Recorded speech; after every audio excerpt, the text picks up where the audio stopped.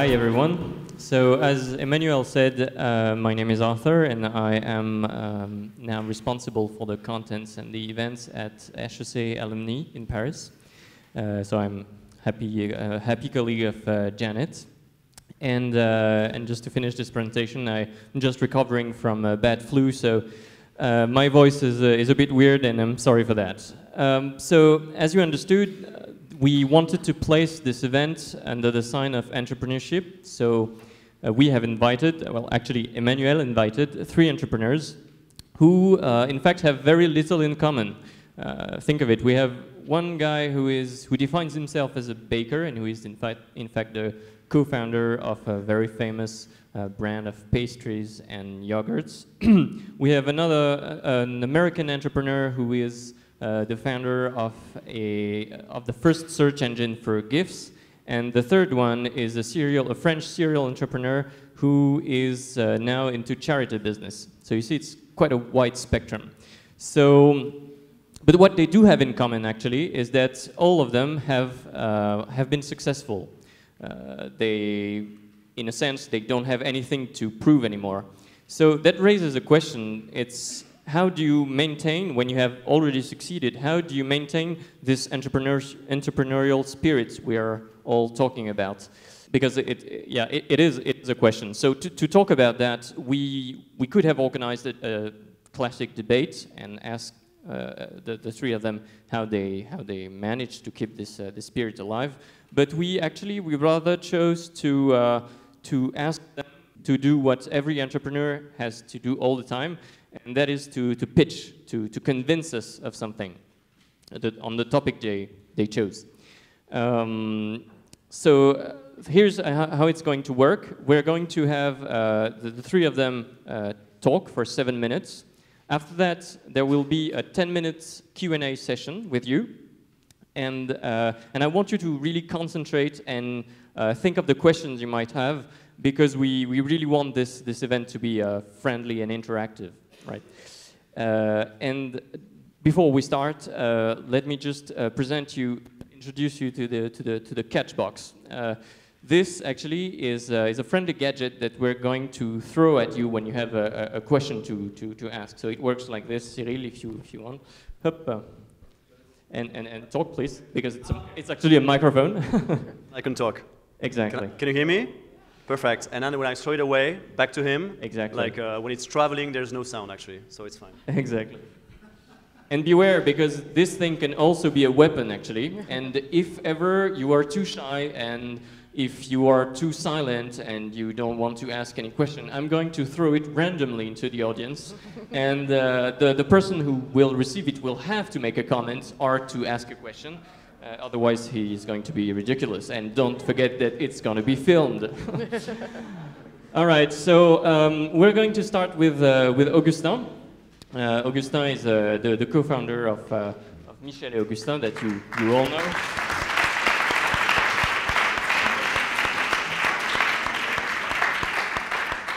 So we all know la vache à boire, we all know the famous cookies, and if you don't know them yet, you're going to discover it during the cocktail. We all know that you have stricken a great deal with Starbucks right now, so you are in every Starbucks in America. And you wanted to convince us, well, the topic you chose was... my wife. Was? My wife. Yeah, your wife. All right. Sure, so it changes all the time. But he's prepared it very well. So you have 7 minutes to convince us about something about your wife. Thanks. Thanks a lot. No, so my name is Augustin. I just moved in last September here. And I tried to be a banker. So I made an internship in London like 20 years ago. So I can tell you I will never be a banker. So I choose to be a baker, guys. Banking was something completely impossible for me. So so I moved in last September here. Have got with my wife and 5 kids, and 11 years ago in France. Actually, I worked before in Air France, Club Med, but I really never really understood what I was doing in those companies. It's great companies, but my job was like really poor. I also found a startup in 2000, and I met Alexandre at this time, and he was my guru. I tried to get money from him, but I was like very poor also. And actually, this company was kind of crazy. I co-founded the company, but I really never understand the business of the company, so I quit it 9 months after I co-founded it. And it was a human disaster between all the associates, but actually, 2 or 3 years after I quit, we sold it very well to Partech, an American fund. So at this time, I've got like little money and free time, and I say, guys, what I'm going to do? And I say, I'm a pastry chef. I'm also a baker, and I want to bring back taste and high-quality ingredients in our plates in cities. And the second idea was not to build up a brand and invented a story, but just like share the story that I'm going to leave with my friend from college, Michel. So it's exactly if you go back to your house right now and say, guys, I'm going to make some cookies and see what's going on. So we have this ambition to do something very powerful and all around the globe, but we really start with no idea of how we're going to do that. And we just start 11 years ago from a little apartment in Paris trying to bake some supersonic cookies and doing door-to-door around the neighborhood selling the cookies. And 11 years ago after, it's not too big, but things are doing pretty well. In France, we're making 50 million euro of revenue, growth of 50% each year. And we move here to bring the brand here and to embody the French pastry know-how. So just the idea for me is to say, guys, what seems impossible is possible. Who knows Tony Robbins here? Tony Robbins? Yeah, so Tony Robbins, it's like a very famous American guy, kind of a guru of leadership and personal development. And I've done this seminar 1 year ago. And what I like in this seminar, the guy just telling you, guys, you are the leader of your life, and what you think is impossible is possible. And actually, something sounds crazy. I am a fire walker. I walk barefoot 25 meters on fire. So it sounds crazy for you, but everything is mindset. So walking on fire sounds impossible, but it is possible. I've done it, so you can do it if you do the show also. So first idea is just to tell you guys, we all have passion. And what I want to bring you is to live your passion and to do exactly what you want to do of your life. You are the CEO and the leader of your life. Don't waste time, just live your passion. Second thing, when I started the company with Michel, the idea was not to gain money. I'm not interested in money at all. It's to consider the adventure that we built as a media. Michel Augustin, it's not a brand, it's not a company, it's not an adventure, it's a media. And the media is to share what we have in guts, Michel and I and the team that we have now. And what we have in guts, it's to say, guys, we want to cheerfully empower people.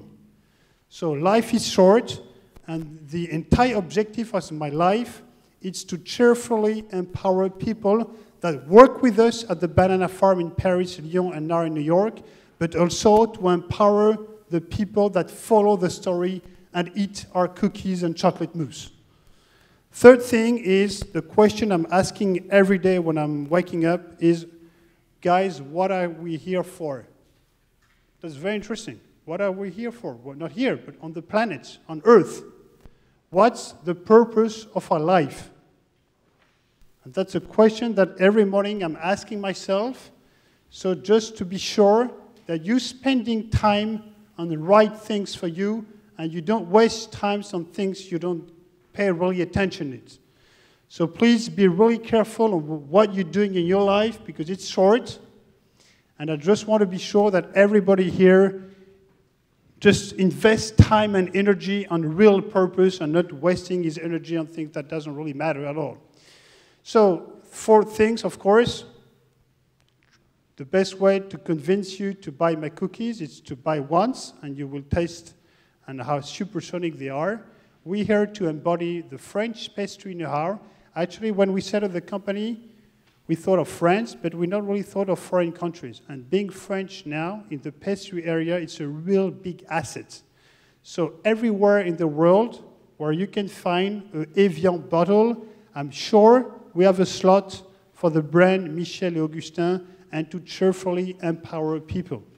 So please, We need your support. France is doing so bad now. It's really a big disaster.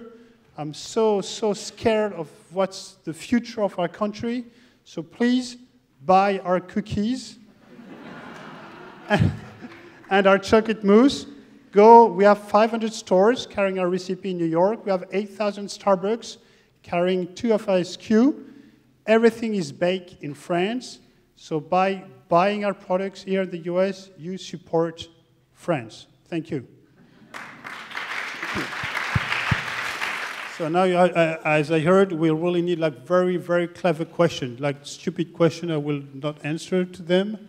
Exactly. So, yeah, who wants to start? Who is not convinced that buying Michel et Augustin is going to help France? Yeah. Emmanuel. Emmanuel is also my guru. There's many gurus here. Hey, you spoke about passion. Do you know what would be your next passion after? Still my wife.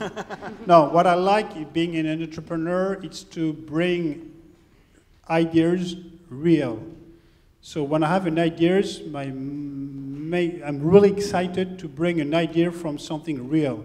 For example, I give you like we receive a lot of email to sponsor events and blah, blah, blah. And we say, guys, we don't want to sponsor events. We want to create our own events. And we were looking for something new, like we like innovation, so doing things that does not exist or bringing something new on the market. And we were looking a lot for a new event, and one of our friends told us, hey guys, why don't we do something called like sleeping, like let's go camping in a park in the middle of the city. And from the idea, when I say, guys, let's camp with our family and friends in a park in the middle of a city like Paris, what I love is having this image and put it in real. So 4th time is going to be the 17th of June. 4,000 people will sleep under the stars in the Parc Monceau in the middle of Paris. So I don't know what's going to be next for me, but it just brings new ideas to something real. So I have a lot of ideas. Everything is on my iPhone. Tons of ideas. 99% are complete shit, but I will pick up the 1% who can hope do the next success. Thank you. Well, I have a boring one for you, Augustin. How do you manage to have your employees follow their passion?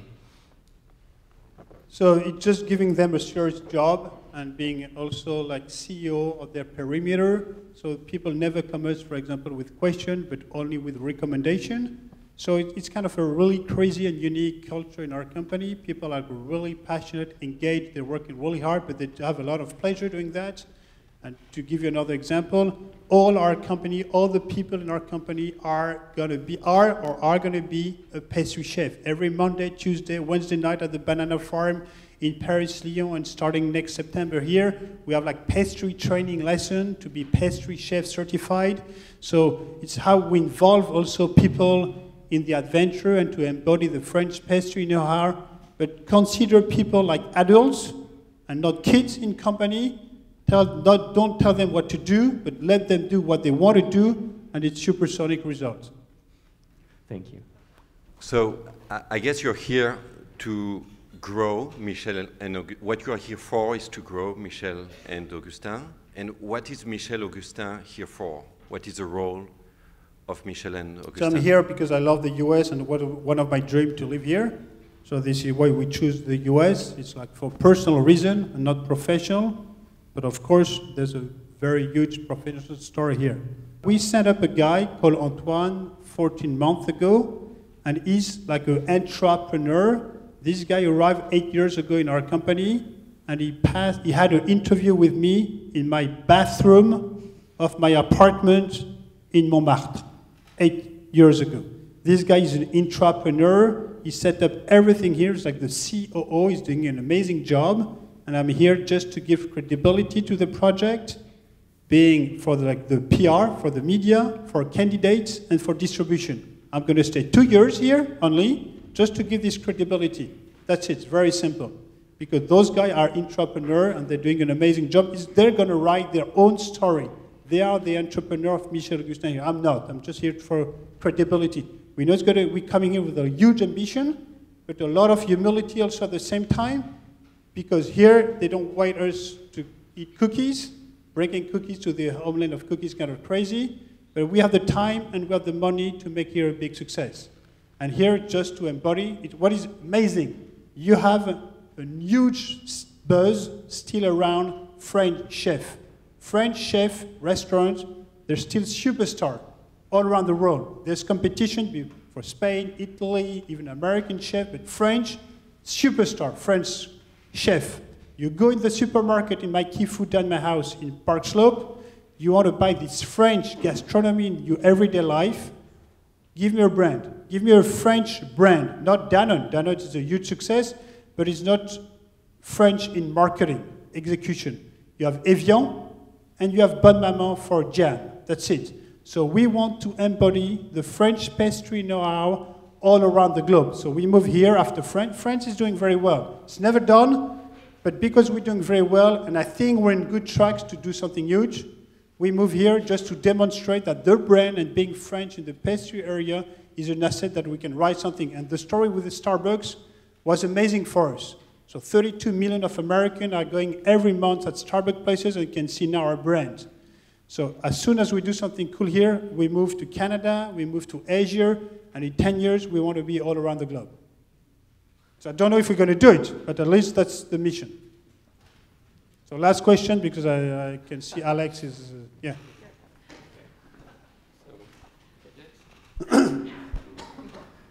There you go. Okay, I have a question about branding, because you have a very, do you hear me? Yeah. Yeah, we can very hear you. original and kind of strange branding for a cookie company in France. What's the American public's reception on that? Usually French things are very cheesy and like old school, so yours is kind of bizarre from that perspective. Yeah, so actually it's not a brand. It's just, you know, I always say that what is a company? The company just the people who work in the company. So it's just the brand or the perception of what we are is who we are. 120 people, women and men carrying this story and living our passion. So being, I don't know, and to answer your question, in the US it's really hard because we don't really know. We'd like in very entrepreneurial way here. We never do market study. We go on the field, on the street, on the door to door, in shops. And now the perception that we have that being French is a huge asset here, and that the way that we communicate, like we don't invent stuff, we just share what's going on in their everyday life. It's very simple. It's like House of Cards, like in the pastry area and for real. And when Starbucks picked us up, Howard Schultz was impressed even by the innovation of communication. And the innovation is just tell the truth. Just tell what's going on in their everyday life in your office. Very like completely transparency. We never, like, we always answer to all questions. Journalists can come whenever they want, ask all the questions to who they want. So the innovation in communication is being French here, but just tell exactly what's going on in the everyday life at the banana farm. That's kind of surprisingly, but it's brand new. There was another question, I think. Yeah, Caroline. Caroline, go. A question, what was your biggest surprise when you arrived here? That New York is a rich third world city. And that's true. That's true, and that's a crazy city, and like for retail and distribution, it's completely middle-aged. Regarding in France, for example, in Paris, everybody knows Franprix or Carrefour City, you have like 300, 400 stores belonging to the same chain. Here, the biggest chain in town, it's like Morton William, Grestille, it's like 30 stores. It's like middle-aged. So the chain that we have, it's being very, very good on the field with our sales rep. So we can do very good deals store by store, but it's a complete middle age of distribution. It's kind of really strange for us. But New York, everybody knows that it's not the US, so we just want to be everywhere in New York, and after we move to other cities. But my big surprise is exactly rich third world city, and that everything what you've done outside the US, irrelevant. the anecdote of my taxi driver the other day. Say, hey guys, where do you come from? You living here? I say, yeah, I'm living here. I'm very happy. Where are you from? I'm from France. Ah, where? Paris. Ah, guys, you're a refugee. Yeah, I'm actually a refugee. That's. Thank you very much. One last question, or is it over? Yeah, last one question. Last question. Last clever question. Hi, so let's see if it's clever enough. So basically, so you started the company a few years ago, and if you look back, everything went pretty well, but like, is there a mistake or something that you said, okay, I would not do again, or I would advise a young entrepreneur not to do? Yeah, the biggest mistake we made, but I've got no regret on it, it's just choosing the sector where we are now, like in the food business. It's kind of, you know, you have this supersonic rocket of digital, web, and we choose like something complete, no growth, huge traditional actors spending billions on TV ad. So with all the talents that the people we have at the banana farm, so much energy in 11 years, and the company is still very small. 50 million of revenue in France, it's small. At least we have inertia at the growth, but also at degrowth. So for sure, we're still like that. But I'm sure if we had the same success like in the digital, I think we could have like figures and having such a media a lot more powerful. The only purpose for me is not the figures, but is when you have to say something, what's the audience of the people you reach? So that's maybe the biggest mistake we made, but actually I love pastry. I eat a lot of cookies, so it's not too bad. Thank you very much, Augustin.